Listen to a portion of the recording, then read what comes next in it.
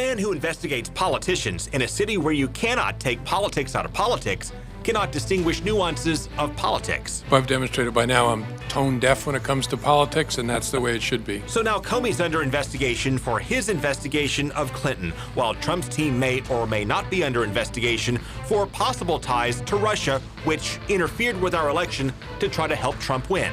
This was an aggressive action taken by the senior leadership inside of Russia. While the lights go out on Capitol Hill when they criticize Russia, while C-SPAN loses control over its own live stream to Russian propaganda. And literally obliterate. We'll sort through a wild week from Moscow to Washington, and we'll explain the changes to our immigration policy with Cuba and how that affects Florida. Plus, the VA responds to Tampa Bay area vets who were poisoned by their own government. This is Money, Power, and Politics.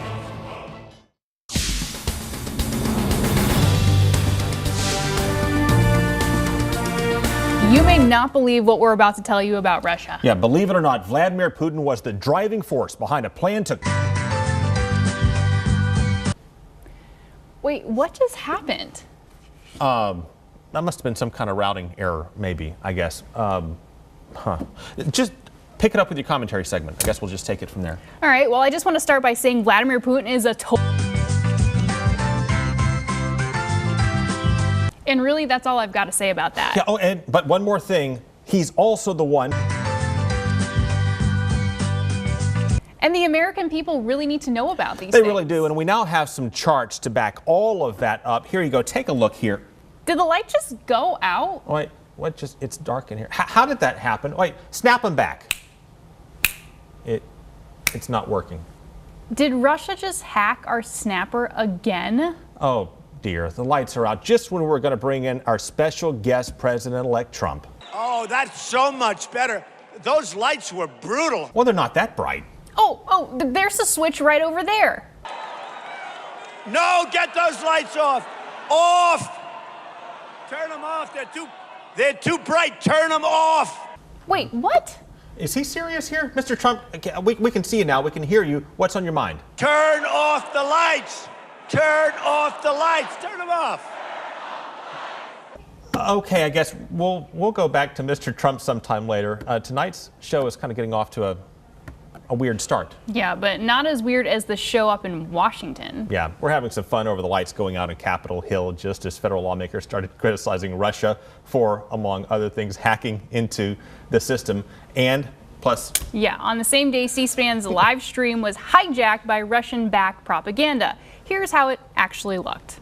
The SEC and literally obliterate.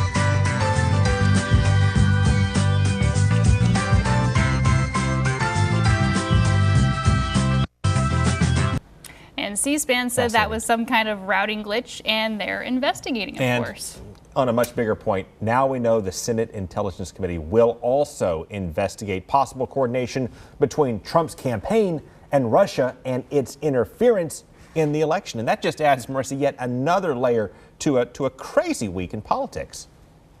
This was an aggressive action taken by the senior leadership inside of Russia. Trump's own picture on the CIA, Mike Pompeo, agrees Russia ran a covert operation to meddle in our election to help Trump. And Trump's nominee to run the State Department, Rex Tillerson, got picked apart by Marco Rubio for not calling Vladimir Putin a war criminal for killing civilians.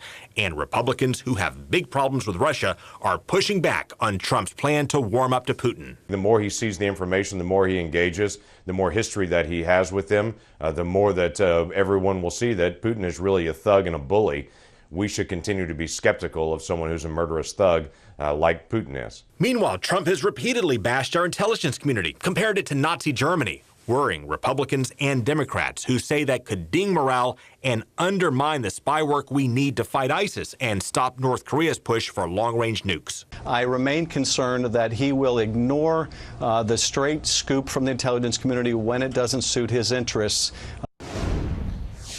And so here we are. Trump and some of his cabinet picks have taken heat from both sides, and the controversies have taken a toll on his poll numbers. You generally get a honeymoon at the start, but not Marissa, Mr. Trump. Yeah, his approval rating is unusually low for a president about to take office.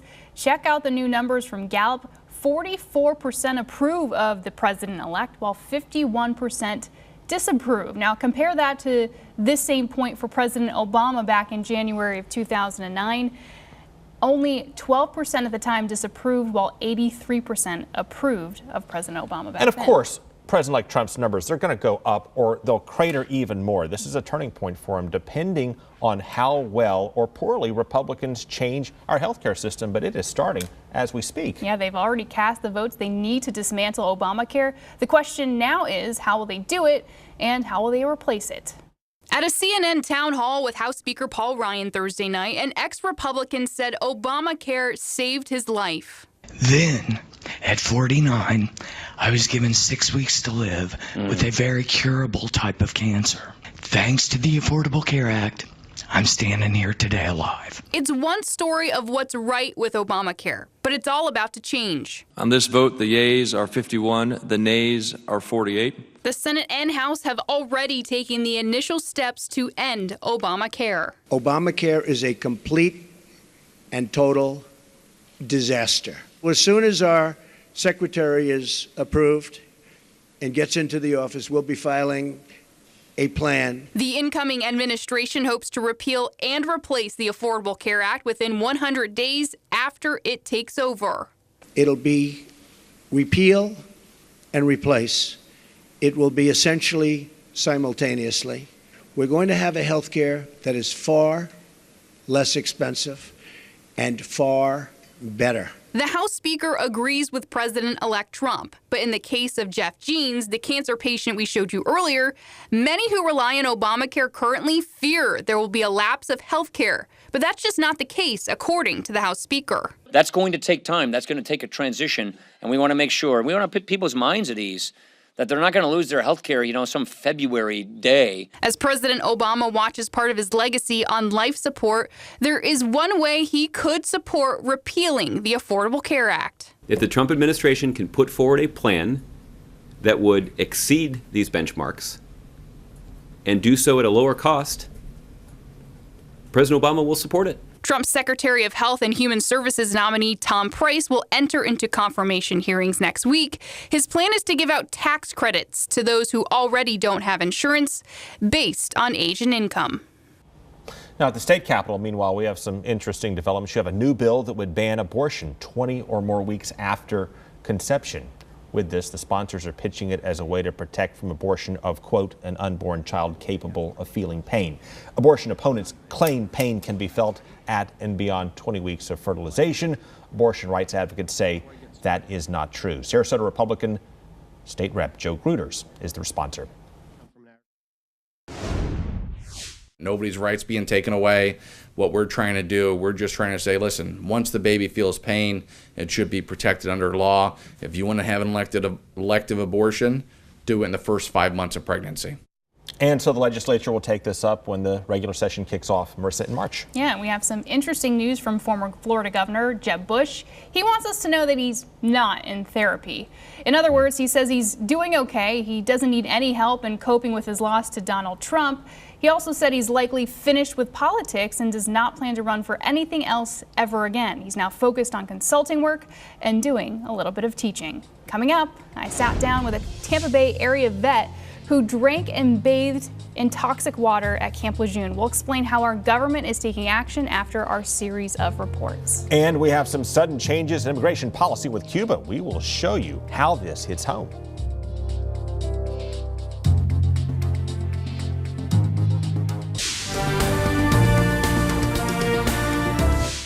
For decades, we have Marines and reservists who drank toxic water at Camp Lejeune in North Carolina. And now, many, many years later, the federal government is finally agreeing to help many of them. First, here's the problem from a Bay Area veteran who said the water made him sick.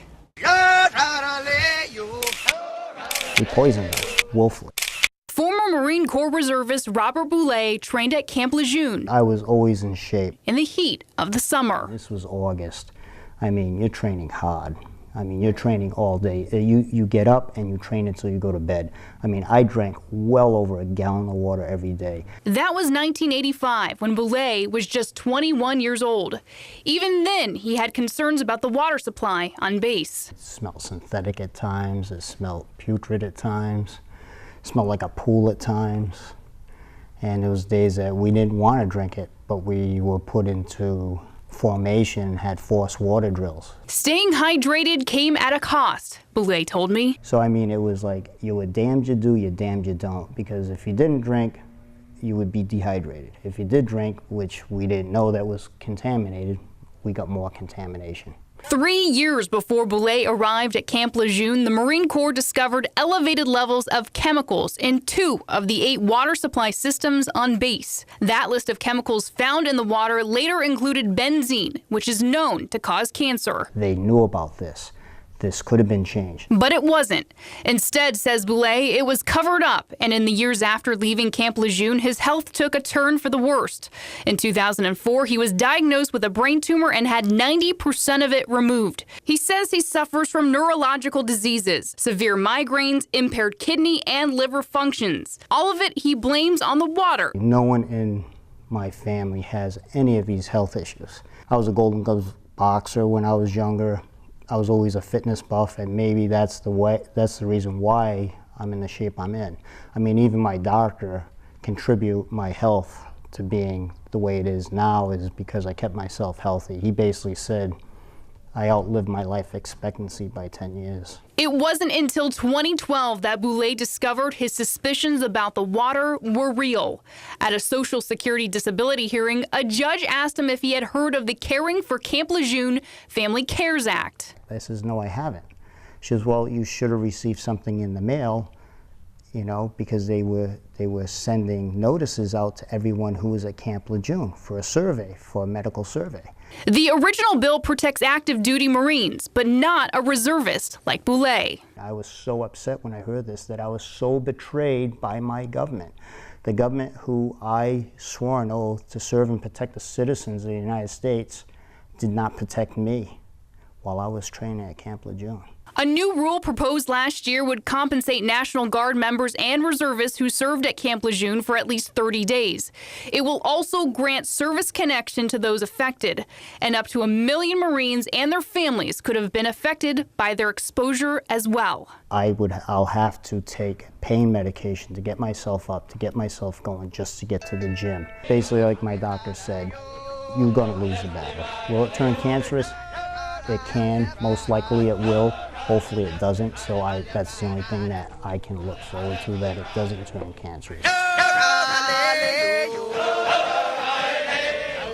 Now, the Obama administration will now provide disability benefits to those who spent time at Camp Lejeune. Those benefits total more than $2 billion to the veterans who were exposed to the toxic water while on base. Now, veterans, former reservists, and National Guard members who served 30 days will receive automatic benefits if they have been diagnosed with one of 8 diseases, including leukemia, bladder, kidney, and liver cancer. Surviving spouses are also eligible for those benefits. Before this decision was made Thursday, benefits were given on a case-by-case basis. Now, we've investigated the water scandal and broader VA scandal for years, and we have produced a 30-minute special on YouTube. Search for Craig Patrick's Money, Power, and Politics and click subscribe at the top of the page. Look for the special presentation called Forgotten Heroes and the War at Home.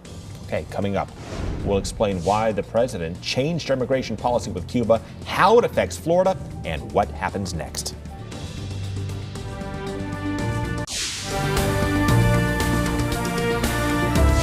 And so President Obama made another striking move to improve relations with Cuba. He nixed wet foot, dry foot. And that granted automatic citizenship to Cuban defectors if they reach dry ground anywhere in our country. And Matt Finn shows us how getting rid of that policy will drive some big changes here in Florida. Another treason of this country to Cuba.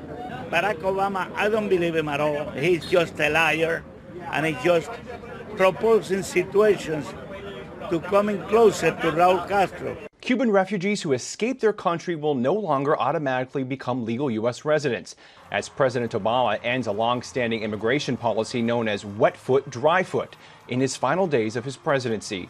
The move catching Cuban activists in Miami by surprise. Cubans do not leave Cuba because there is a favorable law in the United States. They leave Cuba because there is an oppressive regime. But others, including a veteran of the Bay of Pigs invasion, are happy. They say they want Cubans to stay and fight the communist regime. I'm glad they should stay there and fight to get free instead of coming here and then do nothing. Some Cubans in Havana are welcoming the new policy. For every boat that goes there, there are thousands and thousands of Cubans who go crazy, blind, without knowing if they can survive or not. It was attacking our young people especially, and our people, because the majority of people who did had a large percentage of failure and lost their lives on the way. The change goes into effect immediately in order to prevent another surge of refugees, which occurred after the thawing of relations between the U.S. and Cuba back in 2014. This may begin to start to stop some of that surge in Cuban migrants coming into the United States. Okay, coming up, with Trump's slumping poll numbers, what more can he do to win over some of his critics? We'll show you what he could say in his inauguration speech to pick up some support in his first 100 days.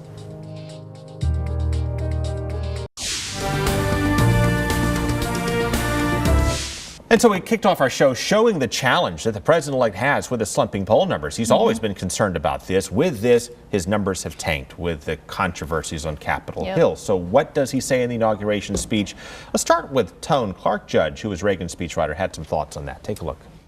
You know, it was Thomas Jefferson who said after a very difficult election, which was 1800, his first lines in his inaugural address were, "We are all Republicans, we are all Democrats now."